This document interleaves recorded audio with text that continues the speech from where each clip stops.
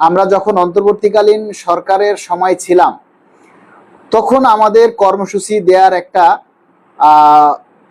যৌক্তিকতা ছিল যে আমরা পে স্কেল পাচ্ছি না বা পে স্কেল দিচ্ছে না, এজন্য আমরা কর্মসূচি দিতাম বা যা খুশি দেয় আমরা করতাম।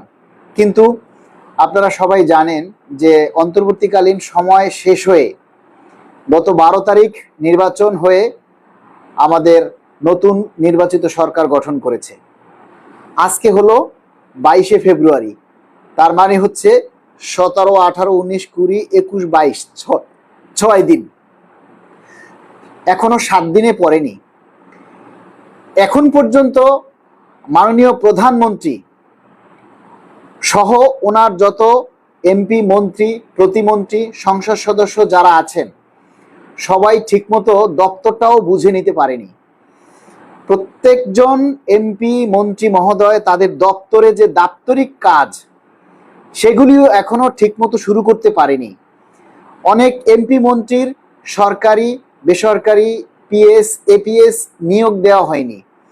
অনেক এমপি, মন্ত্রী, প্রতিমন্ত্রী মহোদয় আছেন যারা তাদের যে দপ্তরের যে কার্যক্রম বা আগের যে কাজ, ফাইলপত্র যেগুলি তাদের স্টাডি করতে কিছুটা সময় লাগবে। এরই মধ্যে আমরা যেদিন শপথ নিয়েছেন তার পরের দিনই আমরা মাননীয় অর্থমন্ত্রী মহোদয়ের একটা সাক্ষাৎকার শুনেছি। তিনি কিন্তু বলেছেন পে স্কেলের বিষয়টা আসলে কতটুকু কি করা যায়, কতটুকু দেয়া আছে বা কতটুকু আমরা করতে পারি সেটা আমি আসলে না দেখে বলতে পারবো না, তবে আমরা যাচাই বাছাই করে তারপরে আমরা দেখব।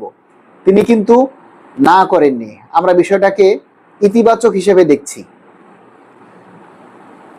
এই বর্তমান সরকার, বিশেষ করে মাননীয় প্রধানমন্ত্রী খুবই মানবীয়, মানবিক, কর্মচারী বান্ধব হবেন, এটা আমরা তার কার্যক্রম দেখলেই আমরা বুঝতে পারতেছি। এবং মাননীয় প্রধানমন্ত্রী কিন্তু তার ইশতেহার অনুযায়ী তিনি সর্বাধিক গুরুত্ব দিয়ে যে কার্যক্রমগুলি সেগুলি কিন্তু তিনি শুরু করেছেন। এবং মাননীয় প্রধানমন্ত্রী ইশতেহারে উল্লেখ করেছেন যথাসময়ে আমাদের পে স্কেল দিবেন। এখন আপনারা অনেকেই বলছেন যে যথাসময়টা কবে? আরে ভাই, যথাসময় কোনো সরকার বা কোনো সরকার প্রধান তো ওইভাবে নির্দিষ্ট করে বলতে পারে না যে না আমরা কালকেই দিব বা পরশুই দিব। আর একটা কথা, বিষয় হচ্ছে অনির্বাচিত সরকার মানে অন্তর্বর্তীকালীন সরকার কোনো একটা বিল পাশ করে ক্যাবিনেট সভায়, আর নির্বাচিত সরকার একটা বিল পাশ করে মহান সংসদে, সংসদ অধিবেশনের মাধ্যমে। এই বিষয়গুলি আপনারা সবাই জানেন। এখন অন্তর্বর্তীকালীন সরকার আমাদের পে স্কেলের জন্য যে বরাদ্দ রেখে গেছেন, আমরা যেটা শুনেছি বা যে রিপোর্ট দিয়ে গেছেন, সেই রিপোর্টের উপরে আবার যাচাই বাছাই করার জন্য সুপারিশ প্রণয়ন কমিটি করে গেছেন।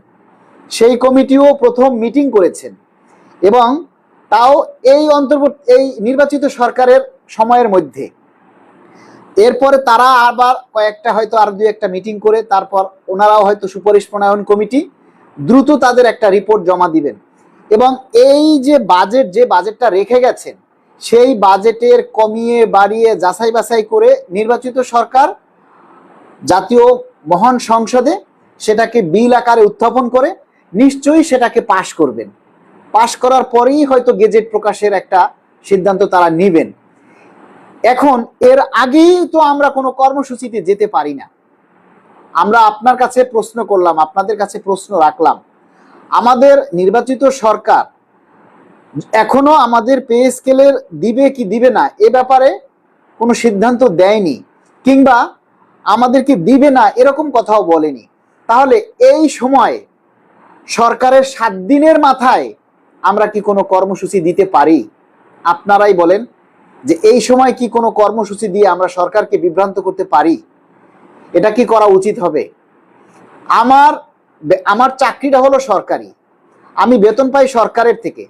সরকারকে আগে ঠিক থাকতে হবে। যদি সরকার বাঁচে তাহলে আমরা বাঁচবো, যদি সরকার ঠিক থাকে তাহলে আমরা ঠিক থাকবো, যদি সরকার ঠিকমতো কার্যক্রম পরিচালনা করতে পারে তাহলে আমরাও ভালো থাকবো।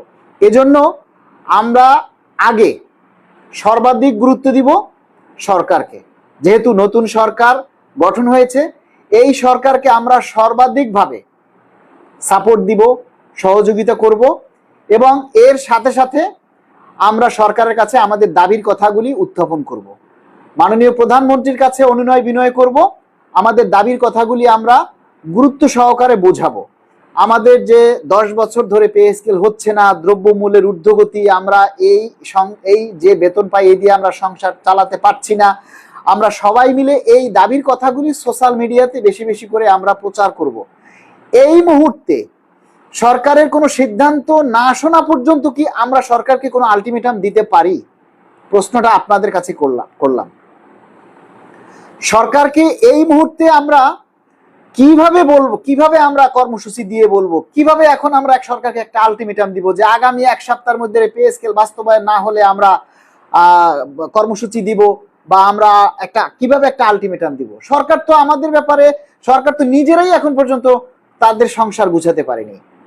প্রত্যেকটা এমপি মন্ত্রী এখনো নানা চিন্তায় আছেন, ওনারা কিভাবে দপ্তরকে সাজাবেন, কিভাবে সংস্কার কাজ করবেন, ওনারা এখনো নানা রকমের চিন্তায় আছেন, অস্থিরতার মধ্যে আছেন যে কিভাবে দেশের জন্য ভালো করা যায়, কিভাবে দেশের উন্নয়নের জন্য কাজ করা যায়। তারপরে না ওনারা নিশ্চয়ই আমাদের বিষয়ে ভাববেন। আমরা যখন দেখব যে না, এ সরকার, এই যে সংসদ, এই সামনে জুন মাসে একটা বাজেট আছে, এই সরকার জুন মাসে বাজেট দিবেন, নিশ্চয়ই সেই বাজেটে আমাদের যে বাজেট রাখা হয়েছে সেটাকে বিল আকারে উত্থাপন করে নিশ্চয়ই সেটাকে পাশ করবেন। যদি পাশ না করে, তখন আমরা বলতে পারি যে আমাদের বিল পাশ করলেন না, আপনারা এসে আমাদেরকে পে স্কেল দিলেন না, তাহলে আমরা এখন আমাদের আন্দোলন কর্মসূচি আমাদের করতে হবে, আমাদের দাবি আদায় করার জন্য আমাদের মানে কর্মসূচিতে যেতে হবে। তাহলে তখন আমাদের একটা যুক্তিকতা থাকবে। এখন আমরা কোন যুক্তিতে আমরা কর্মসূচি দিব বলেন আপনারা? আপনাদের কাছে প্রশ্ন রাখলাম। আন্দোলন কর্মসূচি দিলেই তো হলো না।